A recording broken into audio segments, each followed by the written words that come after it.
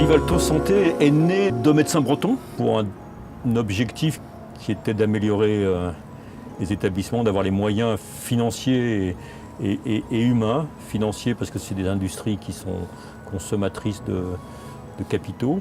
Humains parce que c'est des métiers assez complexes. Et l'amélioration des établissements était le premier raisonnement.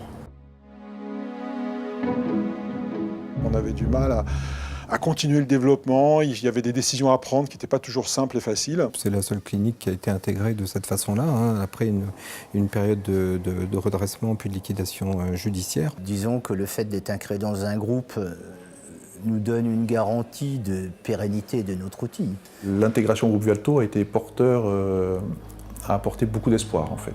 Même si on est reconnu comme étant une clinique importante et phare en chirurgie oculaire en France, il n'empêche qu'on sent bien que la clinique, par ses bâtiments, on est un petit peu en fin de cycle. On a essayé d'exploiter chaque centimètre carré ici. Et on s'est dit qu'effectivement, ça valait peut-être le coup à ce moment-là de passer la main et puis que quelqu'un d'autre arrive pour repartir sur un nouveau cycle. Et c'est ce qui a l'air de se passer.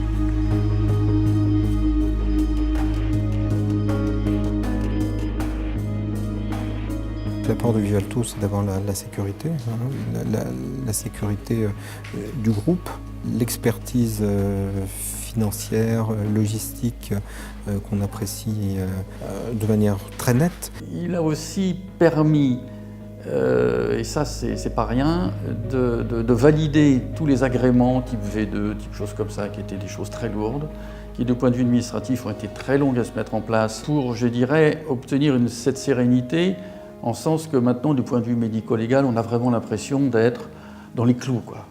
En termes de sécurité aussi, pour tout ce qui est intubation difficile, on a un matériel qui est aux normes, que je vous ai dit, on est vraiment dans les textes et dans les lois, ce qui nous permet d'aller travailler, même lorsqu'on est d'astreinte et qu'on est rappelé la nuit, en toute sécurité, parce qu'on sait que le matériel est là et qu'il a été vérifié, qu'il est opérationnel et que tous les contrôles ont été mis à jour.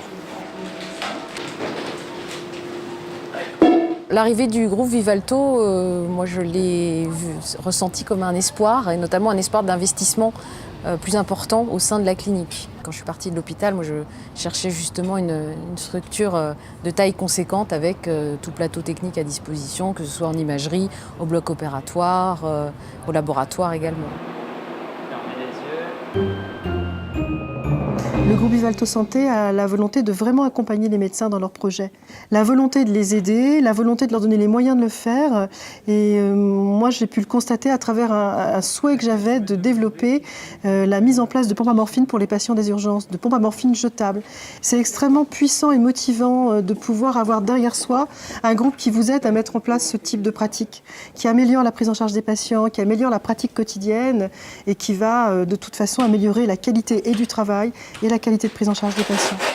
Ce qu'on appelle, nous, la troisième voie, c'est la recherche systématique, structurelle de l'alignement d'intérêts entre un propriétaire d'un établissement, dont les médecins sont eux-mêmes actionnaires au sommet, et des praticiens de l'établissement sur qu'est-ce qu'il faut faire pour leur permettre de mieux exercer leur activité, pour augmenter la réputation et la visibilité de leur établissement et donc du groupe dans une amélioration constante des soins qu'on délivre aux patients. C'était une des raisons pour lesquelles on est allé vers Vivalto, qui était effectivement un mode de fonctionnement avec une implication importante dans le fonctionnement au quotidien et même dans les projets futurs des praticiens sous forme de directoire médical qui s'occupent de ça. Et ça nous a vraiment intéressés.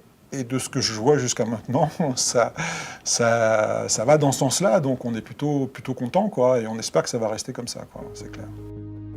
C'est un actionnariat médical en haut, 350 médecins, c'est 40% du capital, un poids considérable sur le plan capitalistique et à la fois un poids important dans le vécu de notre association. Le fait qu'on propose justement aux médecins d'être actionnaires du groupe, ça envoie un signal assez positif de volonté d'impliquer les médecins justement dans la politique du groupe. Je crois que c'est quelque chose d'important d'être actionnaire au niveau du groupe parce que cela va intervenir dans tous les raisonnements. Ça va fonder un esprit de groupe. On n'est pas un étranger ici. on fait partie de la maison, si j'ose dire, et l'ensemble des raisonnements, des décisions qui sont prises se font aussi peut-être de manière moins individualiste et égoïste, mais avec le raisonnement d'être la partie d'un tout.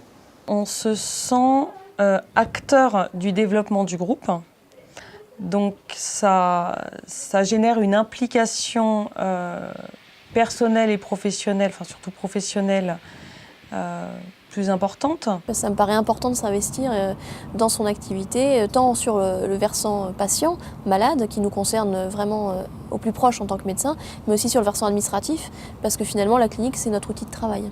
Ouais, quand même mieux qu'il y a 2 ans, quoi. Certes, on était peut-être moins redevable, mais tout a un prix. Et surtout la sérénité du travail, quoi. Ça n'a pas de prix.